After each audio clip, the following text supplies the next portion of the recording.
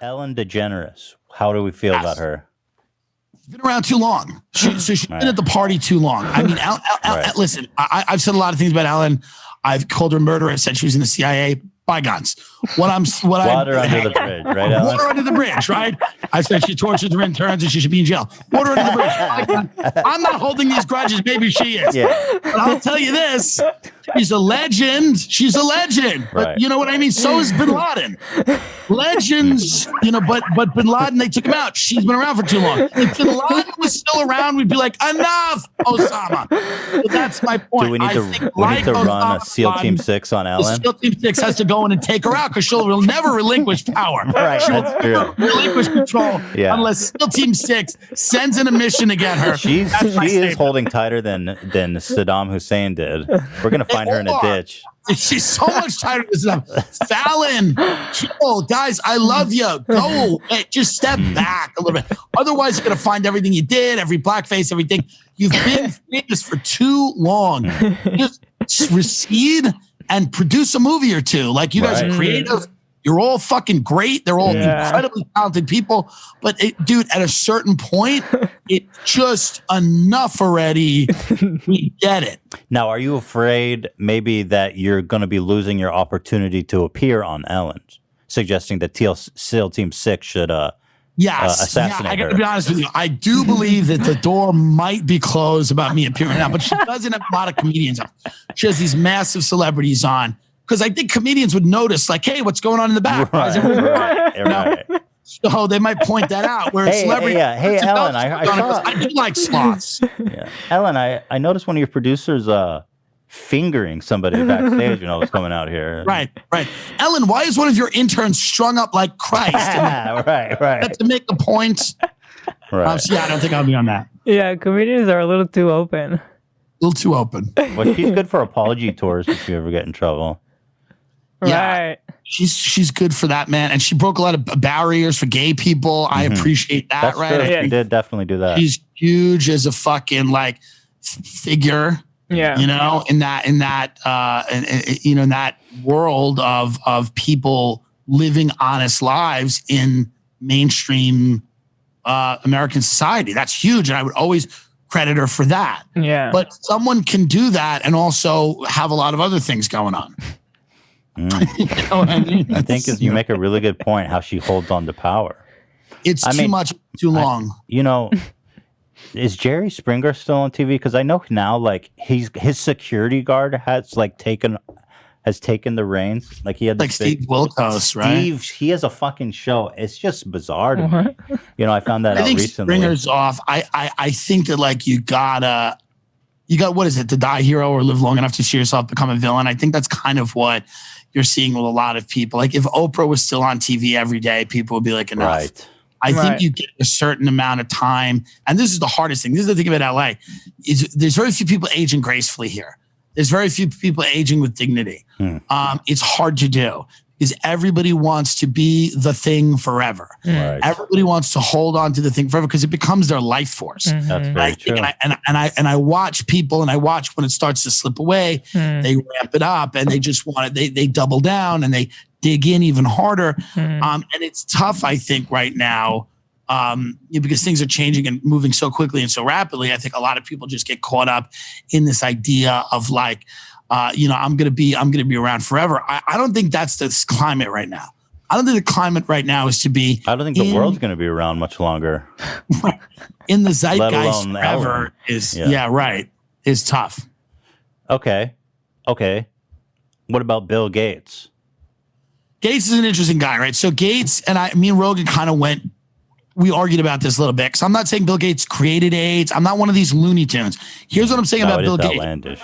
Bill Gates is a billionaire. Great. Good for him. Brilliant guy, whatever.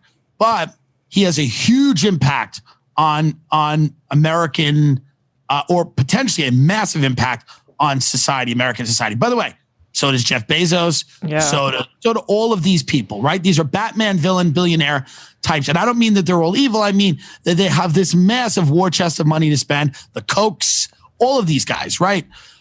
Soros, Sheldon Adelson. I mean, just go through the list of people.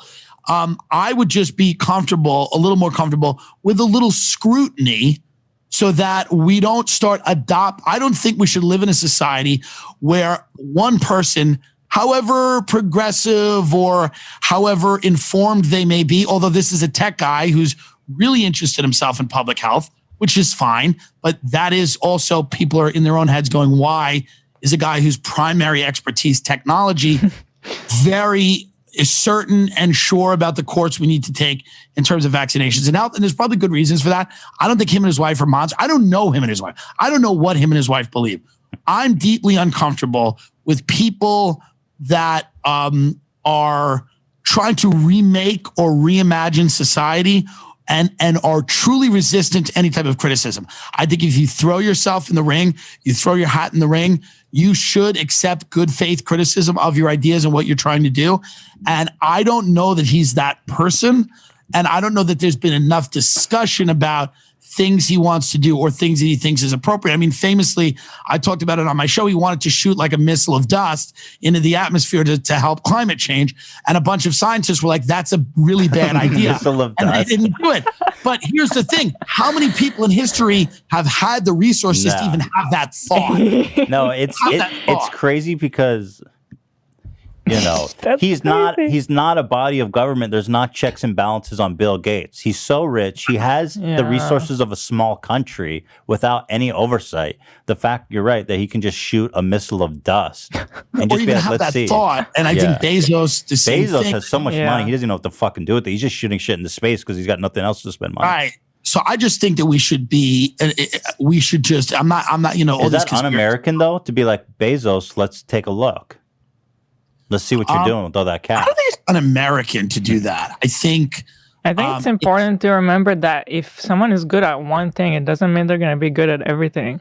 And the problem is, I think another problem is that how many people around these billionaires can really criticize them? Like, do they even have anyone in their life that criticizes them? Nah. They're a billionaire. Like, maybe, but also we as Americans have this tendency to fetishize people that are that successful as like almost like demigods and feel like they're infallible because they're so successful. And you're like, Bill Gates is going to shoot a missile of dust into space.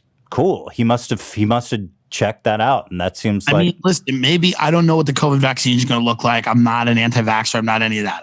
I just know that I'm not excited to get the first round of COVID vaccines. I don't know anyone who is.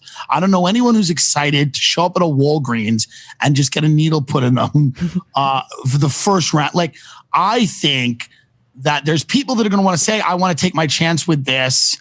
I don't want to synthetically inject something unless it's very safe. I think we're down to take whatever. If it goes through all the proper channels, right? And the fucking whatever FTC. FDA, probably Food and Drug, maybe. Yeah, I don't know. One of those Fs, one of those cocksuckers. Anyway, once they approve it, I'll take that shit right in my neck. I agree. If it's approved, I agree with you 110%. I just don't But want, if Trump's like, hey, the vaccines are here on November 2nd, isn't that great? Isn't that great? And you went at the voting place. I'd be like that. Free vaccine with every vote for Trump. I don't think I've ever gotten a flu booster. I've never gotten the flu. I don't know. I gotta tell you, I did when I was pregnant. Yeah. Because they're like, you should take it when you're pregnant. Right. And I didn't get sick, and I was like, no, the flu shot is great. I think the shot actually worked. The thing is, it's not 100% effective because I've never gotten like the boosters on. I don't go in every year for it. Yeah, you need it every year. But mostly you only need it if you're like that's a lot of work, or if you're old or some shit. I have AIDS and I'm old, but you should get it then. I've tried.